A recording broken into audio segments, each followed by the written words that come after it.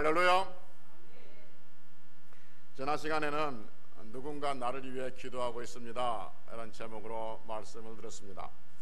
누군가 우리를 위해서 기도하고 있는데 그 누군가가 우리를 위해서 기도하고 있는 그 누군가가 누구냐 하면, 첫째 예수님이라고 하셨고, 두 번째 성령님이라고 말씀드렸습니다. 세 번째는 목회자가 여러분을 위해서 기도하고, 네 번째는 성도가 서로 기도한다라고 말씀을 드렸습니다.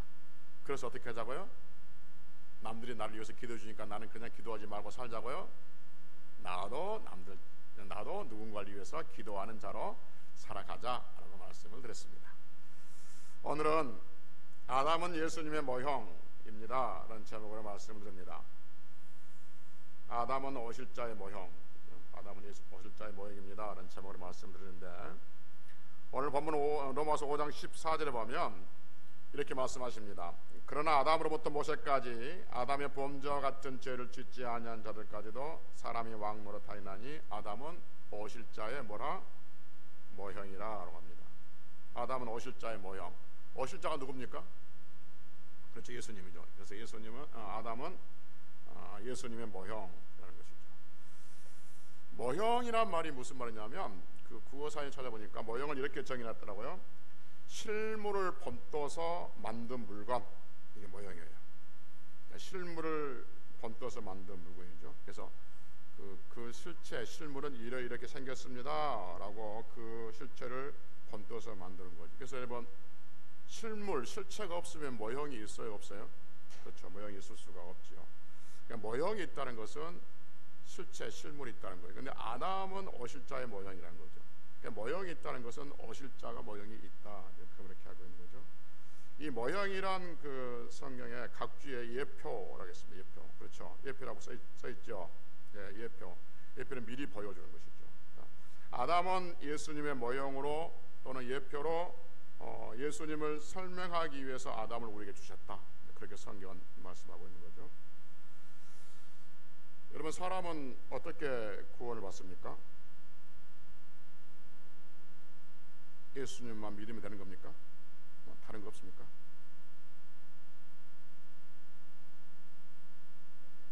그게 그렇게 어렵고 그게 심각한 문제입니까?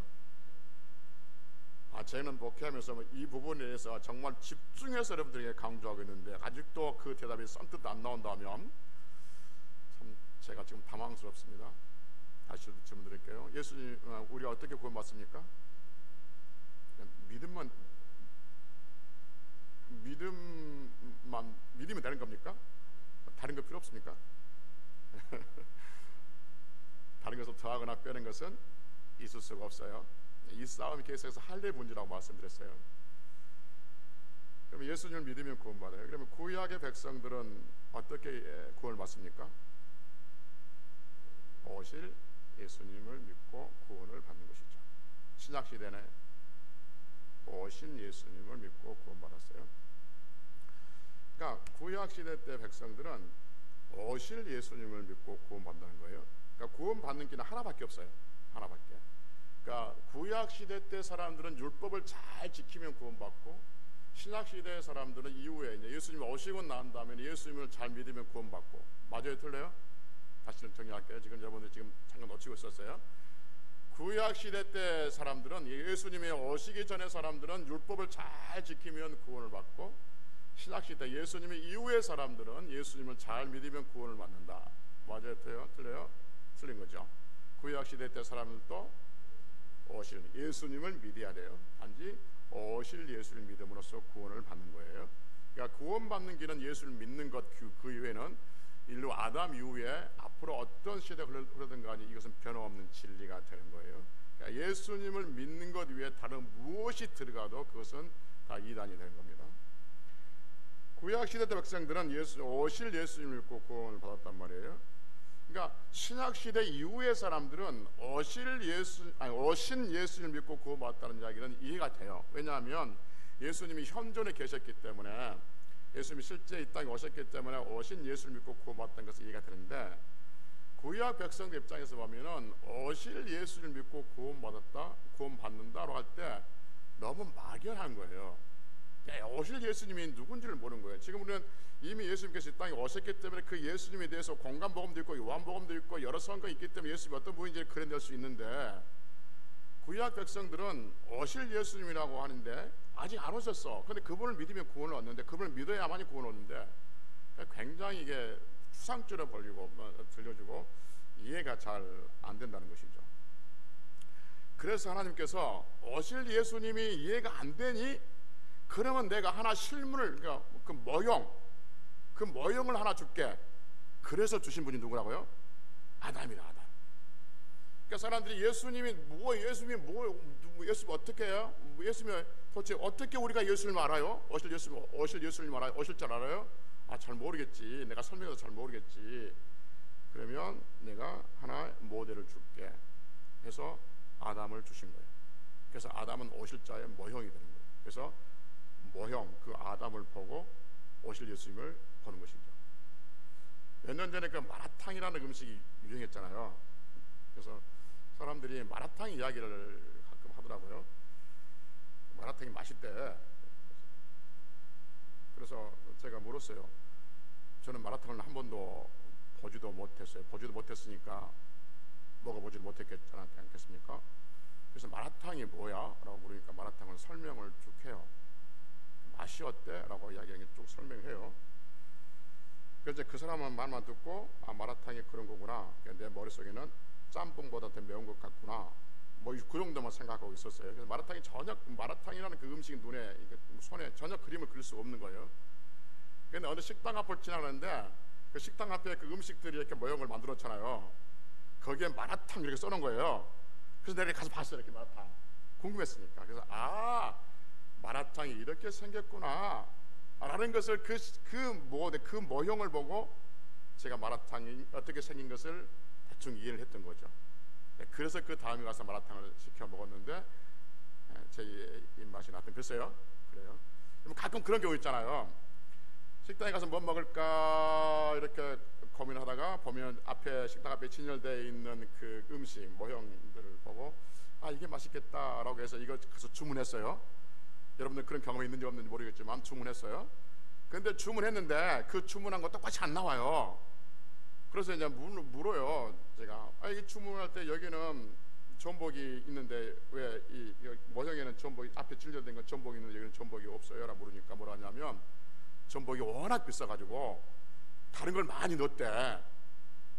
그때 제가 어떻게 했어요?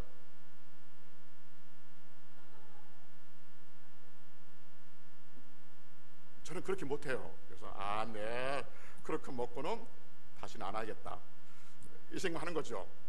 왜 없어요? 저는 따지를 못해요. 사람이 착해가지고.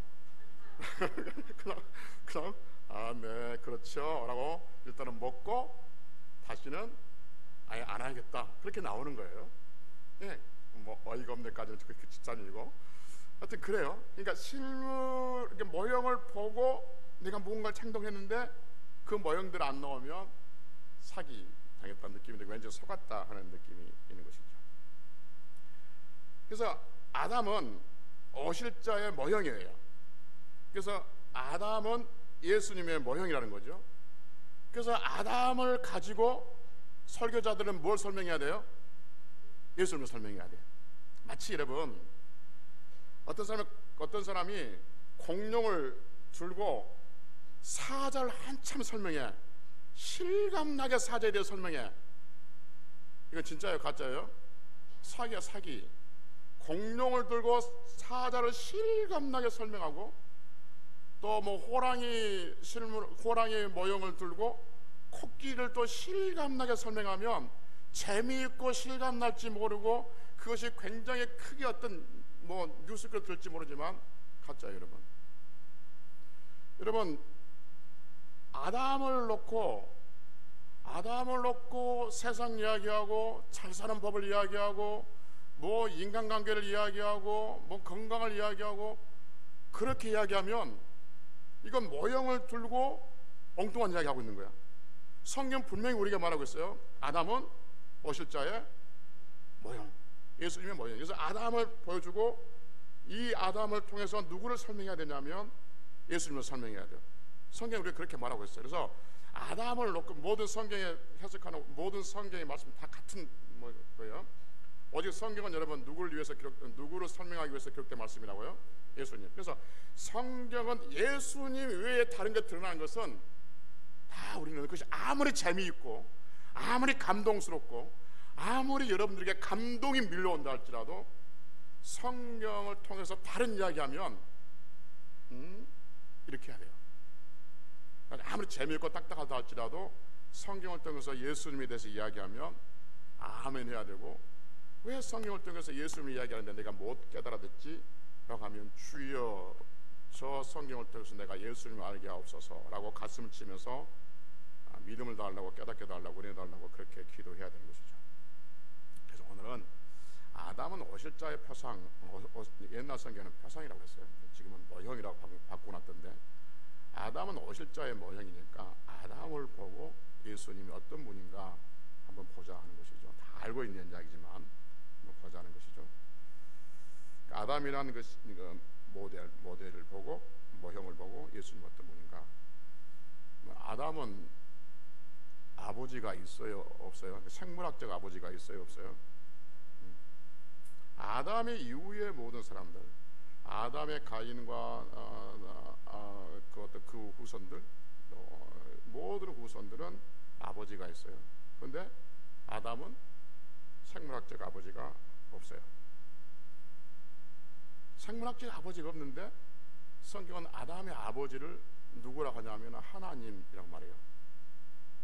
성경에 말 그대로 워딩 그대로는 없어요. 그러니까 아담의 아버지는 하나님이다 라는 말은 없어요. 그 단어, 그 액면 그대로 그 단어는 없어요. 그런데 성경은 아담의 아버지가 하나님이라는 것을 우리에게 들려주고 있습니다. 가르쳐주고 있습니다. 누가복음 3장을 잠깐 봅시다. 좀 귀찮지만 누가복음 3장을 봅시다. 누가복음 3장에 보면 예수님의 족보에 대해서 쭉 말씀합니다. 누가복음 3장 봅시다. 몇 페이지냐면 누가복음 3장 92페이지. 누가복음 3장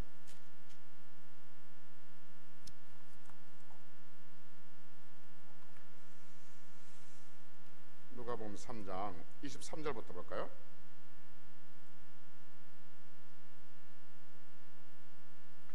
누가복음 3장 23절 이하에 보면 예수님의 족보에 대해서 쭉 우리에게 말씀 들려주고 있어요. 찾으셨습니까? 예. 예수님이 요셉의 아들이라고 하면서 이렇게 말합니다. 23절 보면 예수께서 가르치심을 시작하실 때 30세쯤 되시니라 사람들이 아는 대로 요셉의 아들이니, 누구의 아들이라고? 예. 그러면 예수님이 요셉의 아들이라면 요셉의 위는 헬리오 이렇게 나오죠. 그 다음에 그 위는 마따시오 이렇게 나옵니다. 그럼 그 위란 말이 무슨 말이? 위? 아버지. 윗대란 말이 아니라 그의 아버지란 그 말이죠. 그러니까 요셉의 아들이니 요셉의 아버지는 헬리오, 그렇죠. 그 위 헬리의 아버지는 마따시오, 마따시의 아버지는 레이오, 레이의 아버지는 멜기오. 그래서 그 위는 그러니까 아버지는 쭉 나가요. 그러면서 38절 그 위는 그러니까 가이난의 아버지는 38절 누구라고요? 에노스요. 에노스의 아버지는, 셋의 아버지는, 아담의 아버지는 하나님이시다 이렇게 나온 거예요. 그래서 아담의 아버지가 하나님이다라고 성경 구절에 그 워딩은 없지만 성경에서 아담의 아버지가 하나님이라고 우리에게 들려주고 있죠. 아담은 생물학적 아버지가 없지만 그의 아버지는 하나님이 되신 거죠. 그럼 여러분 예수님은 법적으로 아버지는 요셉이죠. 근데 생물학적 아버지는 계세요 안 계세요? 예수님의 생물학적 아버지가 누구예요? 생물학적 아버지가 없어요. 왜냐하면 동정녀 탄생이기 때문에 생물학적 아버지가 없어요. 근데 성경은 예수님은 누구의 아들이라고 그러죠? 하나님의 아들이라고 그래요. 굳이 성경을 일일이 되지 않아도 예수님은 하나님의 아들로 이 땅에 오셨어요. 그래서 오죽했으면 마태복음 8장 29절에 보면 귀신들도 예수님을 하나님의 아들이시여라고 부릅니다. 그러니까 아담을 보고 예수님을 볼 수 있어야 돼요. 아담은 생물학적 아버지가 없어. 그러면 이 땅에 오실 그분, 오실 자의 모형이니까 오실 그분은 생물학적 아버지가 있다 없다? 없다. 생물학적 아버지가 없다. 그럼 누가 아버지가 되신다? 하나님의 아버지가 되신다. 그러니까 모델 그 모형, 그 모형을 보니까 이분은 아버지가 생물학적 아버지가 안 계시는데, 그럼 그 모형에 그대로 그 실물도 마찬가지 생물학적 아버지가 안 계신 분으로 이 땅에 오신다 하는 거죠. 누가 오실 자가, 그 오실 자가 누구냐면 예수님인 것이죠. 두 번째, 아담은 모든 인류의 생명의 시작점이 되는 거죠. 하나님은 아담에게 생명을 주셨어요. 그러니까 하나님께서 아담에게 흙으로 만드시고 그 안에 생명을 주셨어요. 그래서 생명이 됐던 거죠. 그러니까 그 후로부터 아담의 이 땅에 있는 모든 인간의 생명의 시작점이 어디냐면 누구냐면 아담이 되죠. 그러니까 아담으로부터 이 땅 안에 있는 모든 인간의 생명이 시작됩니다. 육신의 생명이 시작됩니다. 그 모형을, 아담의 그 모형을 보면서 우리는 뭘 볼 수 있냐면 예수님은 모든 구원의 시작점, 이 땅의 영원의 생명의 시작점이 누구로부터 시작되냐면 예수님으로부터 시작될 것이라는 것을 우리는 알 수가 있는 거죠. 그래서 우리 지난 시간에 히브리서 공부할 때 봤잖아요. 예수님은 구원의 뭐라고 했어요? 창시자. 구원의 창시자.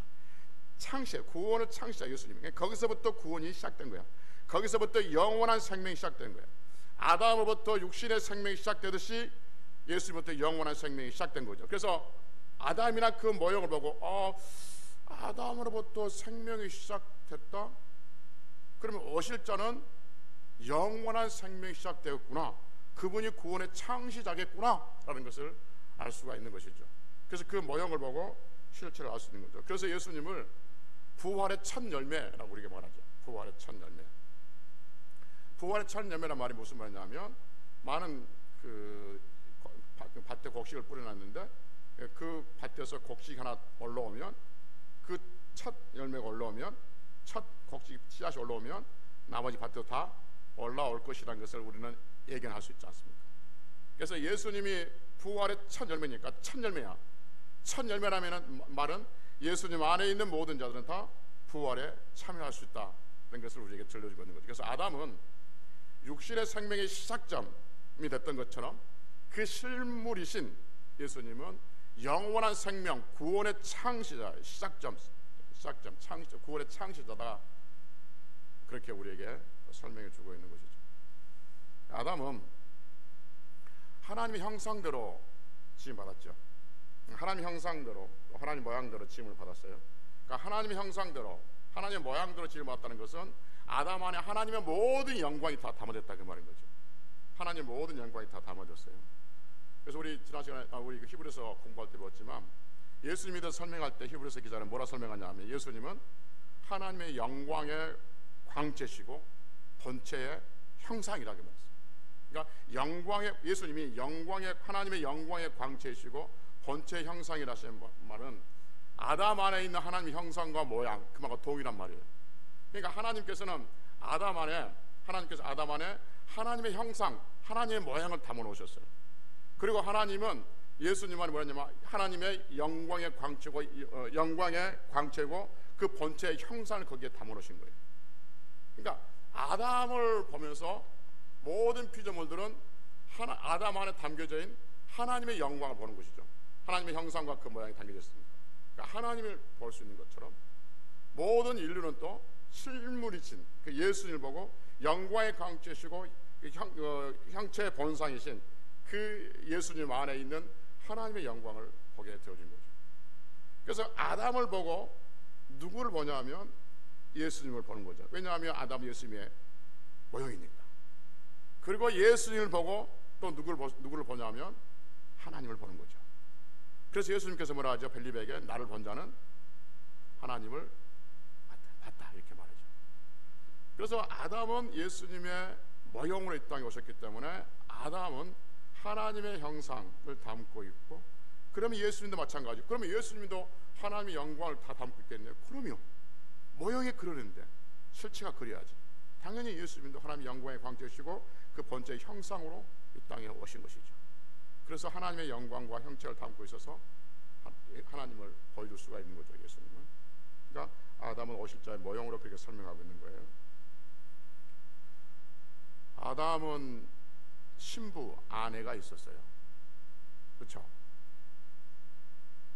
실물이, 모형을 보니까 그 모형에 아내가 있어. 그러면 실체이신 예수님은 신부가 있어야 돼요, 없어야 돼요? 만약 없다면, 그렇지, 모형이 아니죠, 가짜죠. 모형이 가짜든지 실체 같든지 둘 중 하나 가짜죠. 그런데 아담은 아내가 있어, 신부가 있어. 그러면 그 모형인 실체인 예수님도 신부가 있어야죠, 당연히. 그래야만이 설명이 되니까. 그럼 예수님의 신부는 누구예요? 교회. 똑똑해, 너무 좋아. 여러분들 이 어려운 질문할 때 여러분들이 받아주면 가르치는 저는 너무 좋아요. 짜릿해요. 너무 좋아요. 예수님의 신부는 교회, 성도가 되는 것이죠. 뭐 굳이 성경을 다 찾지 않아도 예수님의 신부는 교회가 돼요. 그래서 여러분 찬송가 이렇게 말하잖아요. 신랑 되신 예수께서 다시 오실 때 밝은 등불 들고 나갈 준비됐느냐? 그날 밤에 주님 맞을 등불이 준비됐느냐? 예비하고 예비하라, 우리 신랑 되시 예수 오실 때 밝은 등불 손에 들고 기쁨으로 주를 맞겠네. 아멘. 예수님은 우리의 신랑이 되시고 신부가 되시고, 여러분 신랑과 신부는 만나야 돼요. 안 만나도 되는 거예요? 만나야 돼요. 여러분 우리는 언젠가는 매일 불렀던 우리의 신랑 되신 예수 그리스도, 그 이름, 매일 신랑의 이름을 불렀는데 이제는 신랑의 이름을 부르는 것이 아니라 그 얼굴을 맞댈 그날이 반드시 있게 될 줄로 믿습니다. 그러니까 신부가 있었던 것처럼 예수님도 신부인 교회를 하나님께서 사랑하신다는 것을 알 수가 있는 것이죠. 그 아담이 자기 신부 데려오니까, 범죄하기 데려오니까 아담이 뭐라고 그랬어요? 네? 살 중에 살이고 뼈 중에 뼈이다. 이 말이 내 살 중에 살이고 뼈 중에 뼈이다, 이 말 뭐라고 그랬어요? 나다. 전라도 말로 너요. 나다. 예수님이 그래요. 예수님이 이러면 아담이 자기의 신부를 보자마자, 범죄하기 전에 보자마자 내 살 중에 살이요 뼈 중에 뼈이다 이렇게 말해요. 그 뜻이 여러분, 모든 죄를 예수님께서 우리 죄를 다 용서해 주시고 신부인 우리를 향해서 뭐라냐면 내 살 중에 살이고 뼈 중에 뼈다, 너는 곧 나다. 그래서 너와 나는 하나다 이렇게 말하죠.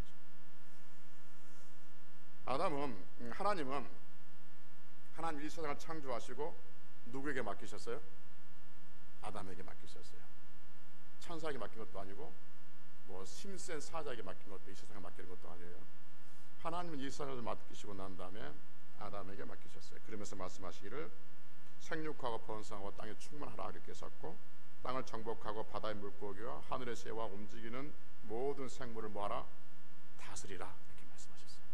그러니까 이 세상의 통치권을 아담에게 주었어요. 지금 아담을 보는 거예요. 아담을 보니까 아담이 이 세상을 다스리는 통치권을 가지고 있어. 이게 모형이야, 모형. 그러면 실체이신 예수님은 어떻게 해야 돼요? 이 세상을 다스릴 통치권을 가지고 있어야 되죠. 아담은 통치권이 있는데 여기는 통치권이 없다. 이건 둘 중 하나 가짜죠. 그래서 예수님은 세상의 주인이 되시고 만왕의 왕으로 이 땅에 오신 줄로 믿습니다. 그래서 아담의 통치권이 있는 것처럼 이 예수 그리스도는 세상을 다스리는, 주관하시는 통치권을 가지고 있다라고 성경 우리에게 말씀하고 있는 것이죠. 그래서 하나님은 아담에게 이 세상을 다스릴 통치권, 이 세상의 주인으로 아담을 세우셨지만, 하나님은 예수님을 누구의 주인, 누구의 통치자로 삼으셨냐면 예수를 믿는, 영원한 생명을 얻는 그 백성들의 통치자들, 그 백성들의 통치권을 주셨고 그 백성들을 다스리는 하나님의 능력을 예수님께 주신 줄로 믿습니다. 그래서 예수님은 요한복음 17장에 여러 군데서 뭐냐면, 특별히 요한복음 17장 예수님께서 기도하실 때 가만히 들어오면 늘 이런 기도를 반복했어요. 하나님께서 내게 주신 자들, 이렇게 말하죠. 하나님께 내게 주신 자들. 여러분, 에덴 동산 안에 또 아니면 그 지구에 하나님께 창조하신 모든 생물이라든지 모든 하늘의 새와 바다의 물고기 모든 것들은 하나님께서 누가 아담에게 주신 거예요? 하나님께서 아담에게 주신 거예요. 마찬가지 믿는 자들을 하나님께서 예수님에게 주셨다 그런 거죠. 그래서 아담에게 모든 통치권을 주셨던 것처럼 그 하나님께서는 예수님에게 모든 믿는 자를 다스리는 그 통치권을 주셨다 이렇게 한 것이죠. 그래서 아담을 보고 그러니까 우리는 예수님을 이미 다 보고 있으니까 굳이 여러분 우리는 예수님을 알고 있으니까 그 모형이 필요하잖아요. 필요하지 않죠. 모형이 필요하잖아요. 제가 여러분 마라탕을 이미 먹고 이미 맛보고 다 알았어요. 그러면 모형을 내가 굳이 궁금해할 필요가 있어요, 없어요? 없어요. 근데 이건 지금 누굴 이야기한 거예요? 구약에, 그러니까 그 구약의 사람들 보고 오실 메시아, 오실 자가 어떤 분인가를 모를까봐 이렇게 다 알고 설명해 주고 있는 것이죠. 더 있지만 지금 시간상 다음 말이 더 중요하니까 오늘 설교를 이걸 하려고 하는 것이 아니라 다음 말씀이 더 중요하니까 넘어갑시다. 그러면서 15절 이렇게 말해요. 아담은 오실 자의 모형이다 라고 하면서 15절 다시 이제 들어갑시다. 로마서 5장 15절이에요. 로마서 5장 15절 다시 가봅시다. 14절도 설명도 많이 필요하는데 그냥 넘어가면 15절을 보기 위해서 14절 다시 봅시다. 14절 보면 다시 보면 그러나 아담으로부터 모세까지 아담의 범죄와 같은 죄를 짓지 아니한 자들까지도 사망의 왕노릇하였나니 아담은 오실 자의 모형이라 라고 말씀하십니다. 아담은 오실 자의 모형이라. 그래서 모형인 아담과 예수님의 실제 예수님과 비교해 봤어요. 15절에 들어와서 뭐라냐면 이렇게 말합니다. 그러나 이 은사는 범죄와 같지 아니하니 곧 한 사람의 범죄를 인하여 많은 사람이 죽었으니 더욱 하나님의 은혜와 또한 한 사람 예수 그리스도의 은혜로 말미암은 선물은 많은 사람이 넘치느니라 말합니다. 그래서 그러나 이 은사는 이란 말이죠. 있습니까 없습니까? 예, 15절 이 은사라는 말이 무슨 말이냐면 선물이란 말인데, 그러니까 하나님께서 아담을 오실 자의 모형으로 주신 것은 이 말이에요. 이해가 되시죠? 예, 그러나 이 은사는 하나님께서 아담을 오실 자의 모형으로 주신 것은, 그죠? 15절에서 가장 중요한 단어가 뭐냐면 그러나. 왜 그러나가 중요하냐면, 그럼 지금까지 14절에서 뭐냐면 모형과 예수님이 같았어요, 달랐어요? 모형이 아담과 오실 예수님이 같았어요, 달랐어요? 같았어요. 그러나 이렇게 들어온 것은 뭐예요? 이제 다르다는 거죠. 다르다. 그러니까 같다라고 생각해 보니 어떻게 하냐면 아담이 죽었는데 그러면 예수님도 죽는 거야? 이렇게 생각할까 봐. 그러나 그게 아니다 하는 거죠. 지금까지 같은 이야기 했지만 똑같이 같이 가버리면 이건 예수님이 아담과 같은 존재가 돼버린 거죠. 그래서 실물 모형을 설명하지만 그 예수님은 아담과 같지 않아. 같이 보이지 근데 같지 않아 라는 것을 설명하기 위해서 그러나 라는 것이죠. 그러나. 그래서 굉장히 그러나가 중요해요. 그래서 쭉 설명할 게 뭐냐면 아담은 죽었어. 그러나 예수님의 그 생명은 영원하다. 그 설명을 쭉 가는 것이죠. 여러분, 아담은 하나님께 주신 생명을 범죄함으로 말미암아서 잃어버렸죠. 그래서 죽었습니다. 여러분, 아담이 죽었다는 것은 무엇을 전제하고 있는 것이죠?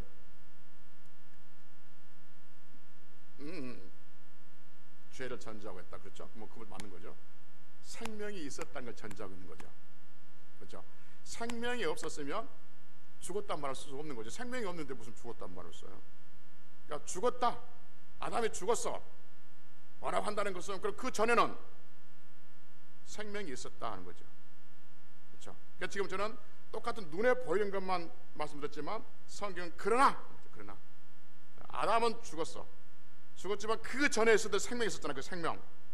그 생명 하나님께 주신 그 생명이신 분이 예수님이고, 그분은 어실자로 설명해 주고 있다는 거죠. 예수님은 그래서 생명의 창시자라고 말하고 있는 것이죠.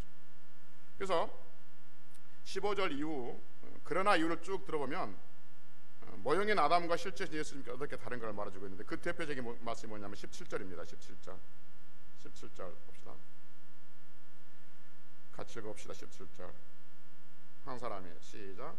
한 사람의 범죄로 말미암은 사망이 통하여 왕노릇 하였은즉 더욱 은혜와 의의 선물 넘치게 받은 한 분 예수 그리스도를 통하여 생명 안에서 왕노릇하리라. 조금만 들어보면 무슨 말인지 금방 알 수 있어요. 한 사람의 범죄로 말미암아, 여기서 말하는 한 사람이 누구예요? 그렇죠, 모형인 아담이죠. 아담의 범죄로 말미암아서 뭐가 왕노릇했어요? 사망이 왕노릇했어요. 그래서 아담의 범죄로 말미암아서 사망이 왕노릇하면서 온 인류는 이 사망의 두려움에 떨며 살아가는 거예요. 그러나 은혜와 의의 선물을 넘치게 받은 자들, 은혜와 의의 선물을 넘치게 받은 자들이 누구예요? 그렇죠, 예수. 하나님의 은혜와 의의 선물을 넘치게 받아서 우리는 구원을 받았잖아요. 예수 믿는 자들, 영원한 생명이 있는 성도들 등을 말하죠. 그러니까 은혜와 의의 선물을 넘치게 받은 성도들은 한 번 예수 그리스도를 통하여 뭐 한다고요? 생명 안에서 왕노릇해요. 그러니까 아담 안에서는 뭐가 왕노릇하죠? 사망이 왕노릇해요. 이거 봅시다. 모형을 보니까, 아담을 모여 보니까 이 모형 아담 안에서는 사망이 왕노릇해. 그러니까 실체를 보고 그러면 여기서 이 실체에서 사망이 왕노릇할까? 라고 생각할까봐. 그러나 그렇지 않다는 거죠.